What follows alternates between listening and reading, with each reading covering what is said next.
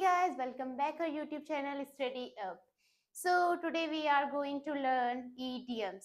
तो आज हम सीखने वाले हैं idioms. आज की क्लास आपके लिए बहुत ही इंटरेस्टिंग होने वाली है, तो बने रहिए मेरे साथ वीडियो की एंड तक, क्योंकि हम इसमें सीखने वाले हैं बहुत सारे idioms. जैसे आप हिंदी में यूज करते हैं मुहावरे, वैसे हम जैसे इंग्लिश में हम इन मुहावरों को कैसे बोलेंगे वो हम सीखने वाले हैं. तो सबसे पहले मैं आपको बता देती हूँ कि मुहावरे जो हिंदी में जिन्हें हम बोलते हैं उन्हीं को हम इंग्लिश में इडियम्स बोलते हैं.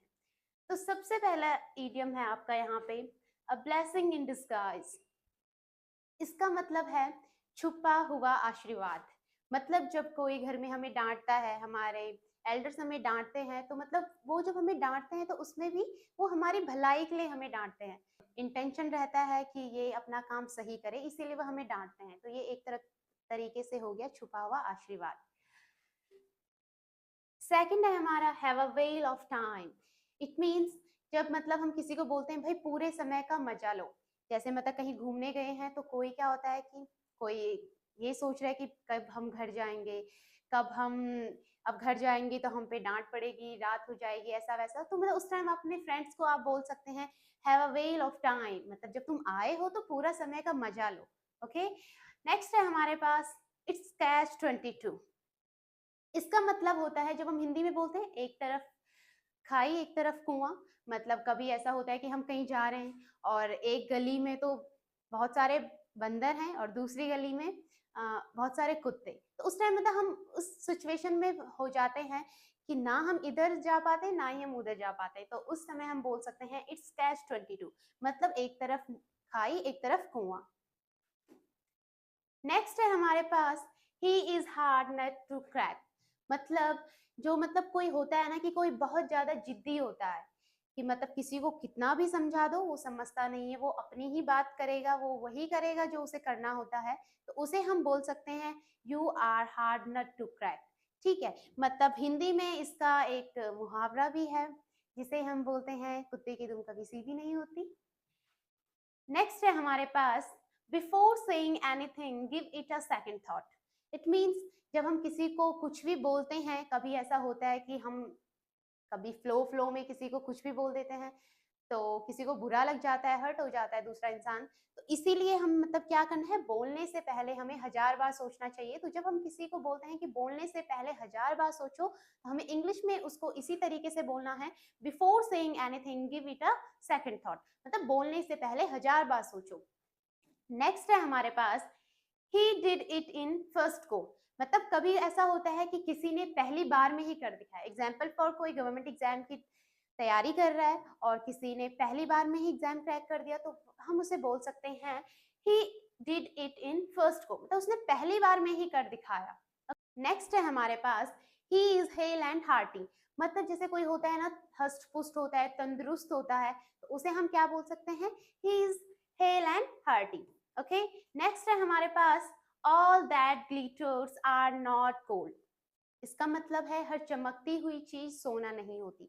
जरूरी नहीं है कि मतलब कोई एक बहुत बड़ी शॉप है एग्जाम्पल फॉर और वह बहुत अच्छी दिख रही है, जब हम वहां अंदर गए तो वहां जो सामान है उसकी क्वालिटी अच्छी नहीं है.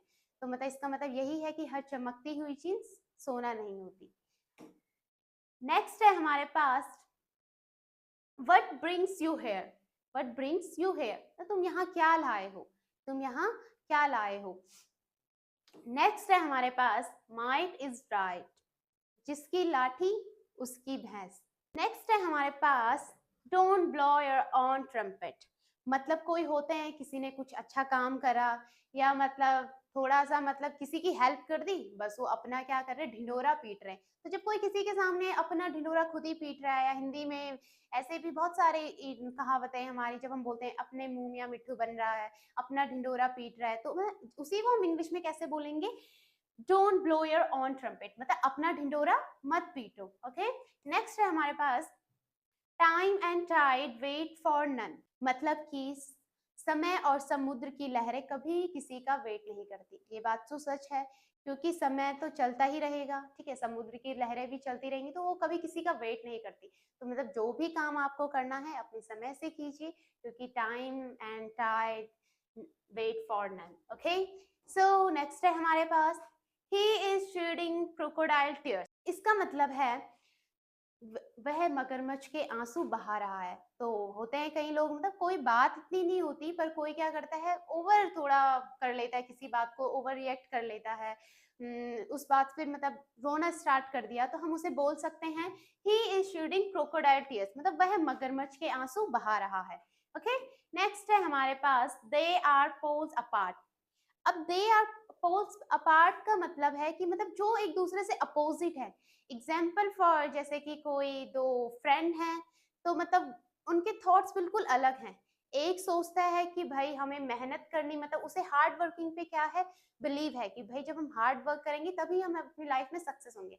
पर जो दूसरा उसका फ्रेंड है वो उससे बिल्कुल अपोजिट है। वो सोचता है कि वो मतलब भगवान भरोसे है, वो सोच रहा है कि भाई किस्मत का ही खेल है, सब जो होगा देखा जाएगा। तो मतलब वो बिल्कुल हार्ड वर्क पे मतलब बिलीव नहीं करता।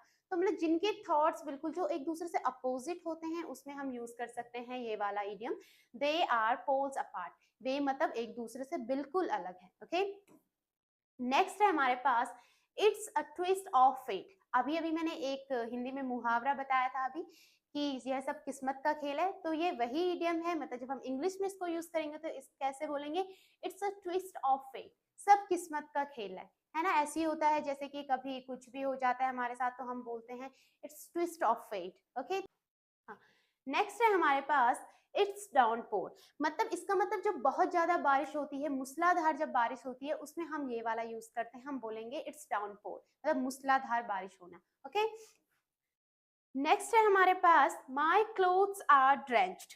ड्रेंच का मतलब आपका होता है भीगना। ठीक है, जैसे आप बारिश में, जैसे बारिश में भीगने के लिए आप क्या बोलेंगे, ड्रेंच इन रेन। तो यहाँ पे क्या हो गए, मेरे कपड़े मतलब क्या हो गए, भीग गए, बारिश में भीग गए। ओके, मेरे कपड़े गीले हो गए। नेक्स्ट है हमारे पास a left no stone unturn but all in vain. ऐसे ही होता है कभी कभी, मतलब हम बहुत ज्यादा हार्ड वर्क करते हैं, हम पूरी कोशिश करते हैं जितना हम कर सकते हैं, पर एट द लास्ट क्या होता है कि वो पूरी मेहनत मतलब बर्बाद हो जाती है। नेक्स्ट है हमारे पास वंस बिटन ट्वाइस शाई। इट मीन्स दूध का जला छाछ भी फूक फूक कर पीता है। मतलब अगर किसी के साथ मतलब कोई कभी कोई ट्रस्ट इशू हो गया किसी के साथ, तो मतलब वो मतलब फिर जब किसी अगले इंसान पे ट्रस्ट करना हो तो वो सोच के करता है। तो यहाँ पे हम क्या बोलेंगे, जैसे हिंदी में हम बोलते ही हैं कि दूध का जला भी छाछ फूक फूक कर पीता है, तो वही है यहाँ पे। जब हम ऐसा हिंदी में, इंग्लिश में हम इसको बोलेंगे, जब हम इसे इंग्लिश में बोलेंगे तो कैसे बोलेंगे, वंस बिटन ट्वाइस शाई। तो आज हमने सीखे बहुत सारे ईडियम्स। तो आपको बताना है कमेंट बॉक्स में कि आप कौन से ईडियम आप सबसे ज़्यादा यूज़ करते हैं अपनी डेली लाइफ में, और कौन सा ईडियम आपको सबसे अच्छा लगा। Thank you for watching.